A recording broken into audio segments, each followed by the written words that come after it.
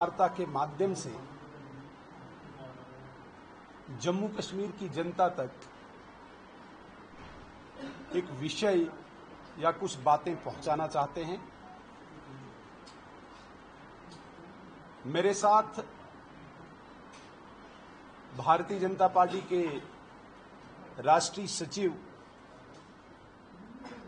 और विधायक RS Pura doctor Narendra Singh ji, Bharatiya Janata party के प्रदेश उपाध्यक्ष फॉर्मर मिनिस्टर और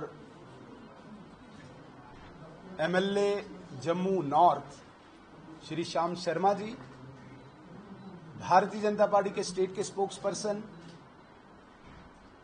यंग और डायनामिक लीडर हमारे MLA Udhampur east RS Pathania साहब। हम सब जानते हैं कि 22 अप्रैल को पहलगाम के बाइसरन टूरिस्ट स्पॉट पर पाकिस्तान प्रायोजित आतंकवाद ने भारत के विभिन्न राज्यों से आए हुए निर्दोष मासूम पर्यटकों को धर्म पूछकर, नाम पूछकर गोली का निशाना बनाया।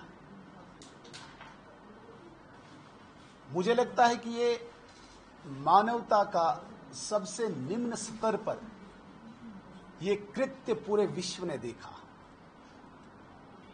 ह्यूमैनिटी की इससे और गिरावट कहीं और देखने को नहीं मिली,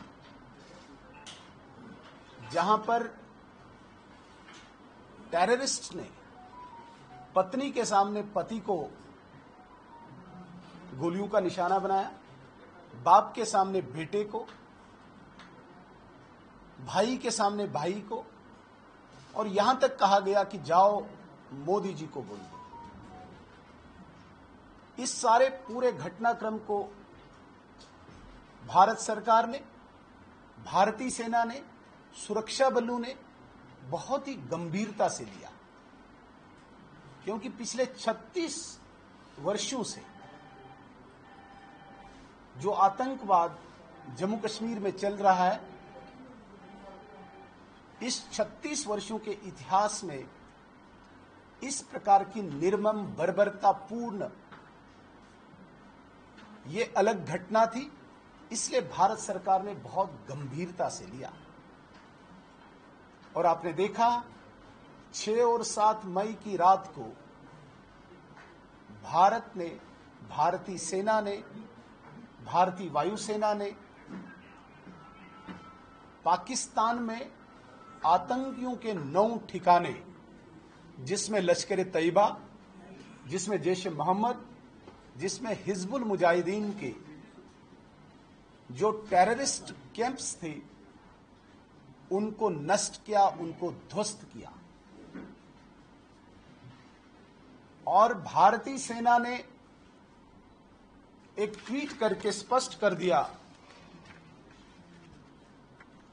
कि हमने non escalatory, non military, non civilian operation Sindoor को संपन्न तो नहीं किया लेकिन शुरू किया, जिससे हमारा मकसद केवल आतंकवादी ठिकानों को नष्ट करना था। उस मकसद में भारतीय वायुसेना सफल हुई और लगभग ऐसा माना जाता है 100 से ज्यादा आतंकवादी वहां पे मारे गए, जिनमें काफी बड़े कमांडर्स भी थे। अगले दिन हमने देखा कि पाकिस्तानी सेना ने उनको जो लास्ट रिचुअल्स होते हैं उसमें शामिल होके उन्हें सलामी तक दी। लेकिन पाकिस्तान हमेशा कायरता के लिए बहुत मशहूर है, बुज़दिली के लिए मशहूर है, धोखे के लिए मशहूर है। अगली रात्रि को और कुछ उसी रात्रि को उसने हमारे सिविलियन एरियाज को निशाना बनाया गोलाबारी से, और हमारे लगभग पुंछ में 14, राजौरी में 2 और उड़ी में 1 जाने हमारी गई। कुछ जानवरों का, एनिमल्स का, डोमेस्टिक एनिमल्स का नुकसान हुआ, स्ट्रक्चर्स कुछ तबाह हुए, खेतों में कुछ गोलाबारी हुई, फसल भी तबाह हुई। ऐसा सारा इस पूरे सीमावर्ती क्षेत्र में हमारे सिविलियन एरिया को भी पाकिस्तान ने गोलाबारी से नुकसान किया और भारतीय सेना ने इस प्रतिक्रिया का भी काउंटर रिएक्शन करके पाकिस्तान को वो सबक सिखाया जो इतिहास में कभी उसने देखा नहीं था, विश्व ने कभी देखा नहीं था। पाकिस्तान के 11 एयर बेसिस को तबाह किया, मिलिट्री एस्टैब्लिशमेंट को नष्ट किया और घुटनों पे बल लाके पाकिस्तान गिड़गिड़ाया और सीज फायर के लिए दुहाई देने लगा। भारतीय सेना ने संयम और धैर्य सारी चीजों का ध्यान रखते हुए ऑपरेशन सिंदूर को फॉर द टाइम होल्ड किया और इस कंडीशन पे किया कि act of terror will be treated as act of war. अगर कभी पाकिस्तान ने दुस्साहस किया तो उसे इससे भी सख्त प्रतिक्रिया का सामना करना पड़ेगा। इसमें मैं और ज्यादा विस्तार से न जाते हुए अब जो हमारी तरफ सीमावर्ती क्षेत्र में जो नुकसान हुआ है, लॉसेज हुआ है, उसके लिए भारतीय जनता पार्टी की सेंट्रल लीडरशिप ने एक कमेटी का गठन किया।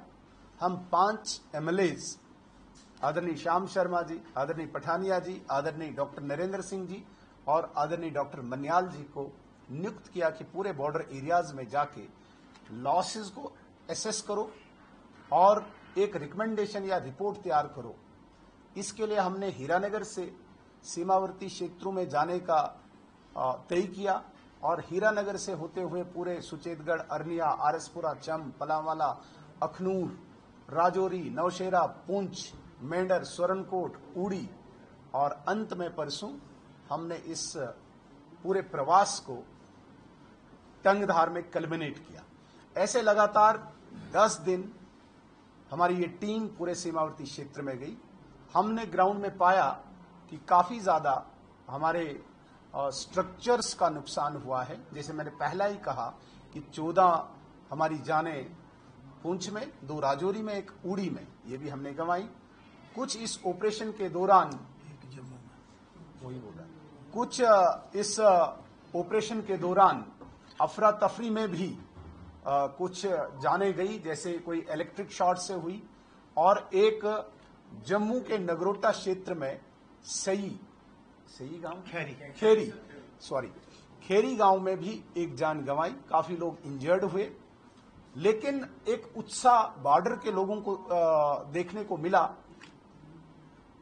संतुष्टि उनके चेहरे से झलक रही थी कि बेशक नुकसान हुआ है सीमावर्ती क्षेत्रों में, लेकिन जिस बहादुरी से, जिस शौर्य से, जिस पराक्रम से भारतीय सेना ने इस बार पाकिस्तान को घुटनों के बल लाया, ऐसा पहले कभी नहीं हुआ था। क्योंकि ये एक आतंकवादी घटना की प्रतिक्रिया थी, ये कोई युद्ध नहीं था, एक टेररिस्ट अटैक की एक रिएक्शन थी, ये वार नहीं था। इसलिए हमारे सीमावर्ती क्षेत्र के लोगों में एक उत्साह, एक खुशी देखने को मिली कि नुकसान बेशक हमें हुआ, लेकिन जो सबक इस बार पाकिस्तान को सिखाया गया उसके लिए हम भारतीय सेना को सैल्यूट करते हैं। इस सारे में हमने देखा कि लोगों को बंकर्स की आवश्यकता है, लेकिन जो ही भारतीय जनता पार्टी जम्मू कश्मीर की इकाई ने हमारे मिनिस्ट्री ऑफ होम अफेयर्स ने ये बात पहुंचाई कि तुरंत हमें कम्युनिटी बंकर्स और इंडिविजुअल बंकर्स बनाने की आवश्यकता है, ऊपर से निर्देश आए और प्रशासन इस वक्त ग्राउंड पे ये काम कर रहा है कि हमने तुरंत इंडिविजुअल बंकर्स को बनाना है इस पूरे सीमावर्ती क्षेत्र में। अगर कभी भी इस प्रकार की कोई घटना घटित होती है, कहीं पे भी हमें बंकर्स इतने सफिशिएंट होने चाहिए कि हमारे लोगों का नुकसान न हो। इसके लिए लोगों ने शुक्रिया किया, सीमावर्ती क्षेत्र के लोगों ने, कि तुरंत इसमें सर्वे और एक्सरसाइज शुरू हुई है। दूसरा, प्रधानमंत्री और गृह मंत्री ने यह फैसला लिया था कि जितनी भी जाने गई है उनके घरों में एक एक नौकरी वहां पे मिलनी चाहिए। हालांकि जान की कोई कीमत नहीं है, लेकिन उनका घर चले उसके लिए एक एक नौकरी, उसकी भी कवायद शुरू हो चुकी है और फाइल लगभग जीएडी में मुझे लगता है कि कल सबमिट हुई है। बहुत जल्दी इन लोगों को नौकरी मिलेगी और लगभग एसआरई के तहत जो भारत सरकार मिनिस्ट्री ऑफ होम अफेयर्स जो पैसा देती है वो लगभग डिसबर्स हो गया है। 6 लाख रुपया सबको मिला है। जम्मू कश्मीर प्रदेश सरकार भी उन जानों के उन घरों में लगभग 10 लाख रुपया दे रही है, ऐसा भी लगभग घोषणा हो चुकी है। जहां तक इंजर्ड हुए हैं, ministry of home affairs Bharat सरकार का जो निर्णय है, उनको भी इस वक्त उचित राशि मिली हुई है।